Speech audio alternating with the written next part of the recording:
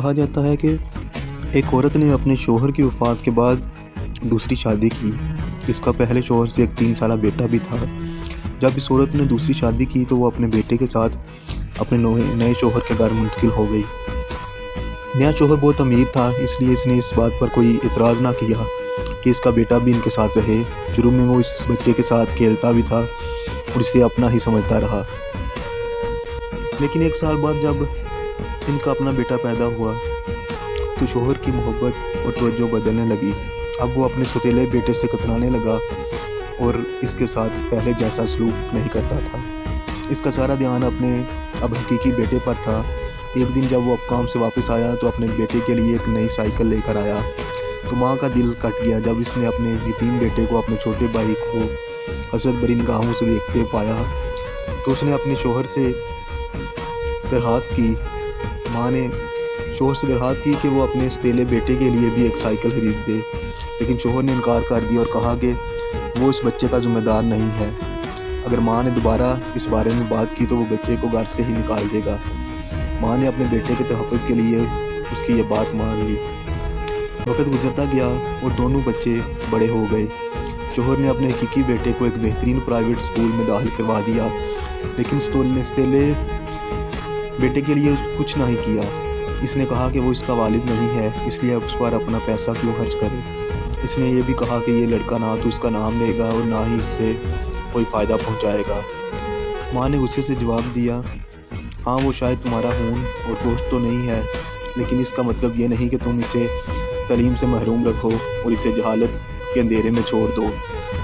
کیا تمہارے دل میں ذرا سی بھی رحمت و شفقت نہیں؟ شوہر نے کہا، بس بہت ہو چکا، میں اب اس کی موجودگی برداشت نہیں کر سکتا، میں اسے اپنے گھر میں نہیں دیکھنا چاہتا۔ لڑکا اپنی ماں کے پاس آیا اور اس کے آنسو پونچھتے ہوئے کہا، ماں پریشان نہ ہو، کچھ بھی ایسا نہیں جس کے لیے آپ کو رونا پڑے۔ میں تھک چکا ہوں اور آپ کو روزانہ میری خاطر اس شخص کی توہین برداشت کرتے دیکھ کر آپ کی خوشی کے لیے میں یہ گھر چھوڑ دوں گا۔ وہ لڑکا اپنی ماں کو چھوڑ کر چلا گیا، اپنے کپڑے اٹھائے اور گھر سے نکل گیا۔ ماں کا دل جیسے آگ میں جلنے لگا۔ اس کے دماغ میں سوالات اٹھنے لگے کہ اس کا بیٹا کہاں جائے گا، کہاں رہے گا، کہاں کھائے گا، اور اگر وہ بیمار پڑ گیا تو کون اس کی دیکھ بھال کرے گا۔ ماں نے اپنے ہاتھ آسمان کی طرف اٹھائے اور دعا کی، اے اللہ، میں اپنے یتیم بیٹے کو تیرے سپرد کرتی ہوں، اس کی حفاظت فرما اور اسے محفوظ اور سلامت واپس لے آ۔ وقت گزرتا گیا۔ جب شوہر واپس آیا تو اس نے دیکھا کہ بیوی خوش اور مطمئن نظر آ رہی ہے۔ اسے حیرت ہوئی کہ بیٹا تو گھر سے چلا گیا ہے اور پھر بھی بیوی خوش کیوں ہے۔ اس نے پوچھا، تم خوش کیوں ہو اور اپنے بیٹے کے جانے پر اداس کیوں نہیں ہو؟ بیوی نے مسکرا کر کہا، میں نے اپنے بیٹے کی حفاظت اس کے سپرد کر دی ہے جو اسے دیکھ بھال اور حفاظت کے قابل ہے، جو اسے ہر طرح سے خوش رکھے گا، وہ جو کبھی تھکتا نہیں اور کبھی نا امید نہیں ہوتا، اور وہ بغیر کسی اجر کے سب کچھ کر سکتا ہے۔ شوہر نے حیرت سے پوچھا، وہ کون ہے؟ تو بیوی نے کہا، وہ اللہ رب ذوالجلال ہے۔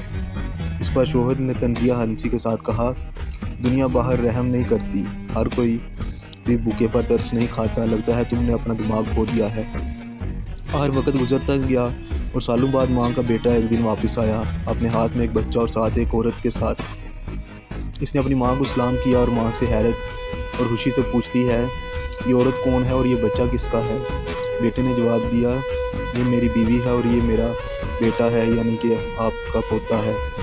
ماں نے پوچھا، تم نے یہ سب کچھ کیسے حاصل کیا جب تمہارے پاس نہ تو پیسے تھے اور نہ ہی کوئی پناہ گاہ تھی؟ بیٹے نے کہا، سچ بتاؤں تو میں خود نہیں جانتا کہ زندگی نے مجھے کہاں پہنچا دیا۔ میں بے یار و مددگار تھا اور نہیں جانتا تھا کہ کہاں جاؤں۔ پھر میں ایک چھوٹے سے گاؤں کی مسجد میں پہنچا اور وہاں رات گزاری۔ دن میں کام کی تلاش کرتا اور رات کو مسجد میں سوتا تھا۔ امام مسجد کو اپنی کہانی سنائی اور ان سے مسجد میں سونے کی اجازت مانگی تو انہوں نے اجازت دے دی اور ہر روز مجھے کھانا بھی دیتے۔ میں شام کو مسجد صاف کرتا اور امام نے مجھے قرآن حفظ کروایا اور تعلیم دینی بھی عطا فرمائی۔ میں روزانہ مسجد کی لائبریری میں پڑھتا رہتا تھا۔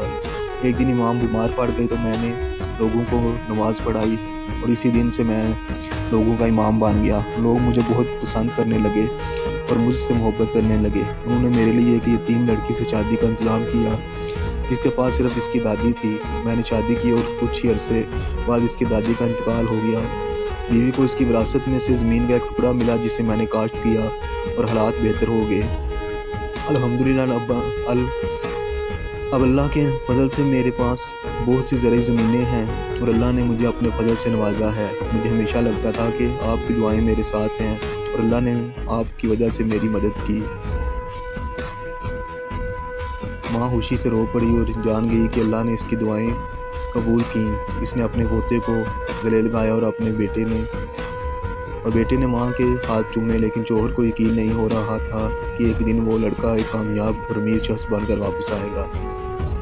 بے شک کہ اللہ ہی رازق اور جسے چاہے بے حساب نوازتا ہے۔ اس یتیم بچے کو اس کی ماں کی دعائیں اور رضامندی کی بدولت نوازا گیا۔ دعا ہے کہ اللہ رب ذوالجلال ہمیں بھی اپنی رضا کی خاطر یتیم بچوں کے ساتھ حسن اخلاق سے پیش آنے کی توفیق عطا فرمائے اور اپنے والدین کی دعاؤں کا اجر عطا فرمائے۔ آمین یا رب العالمین۔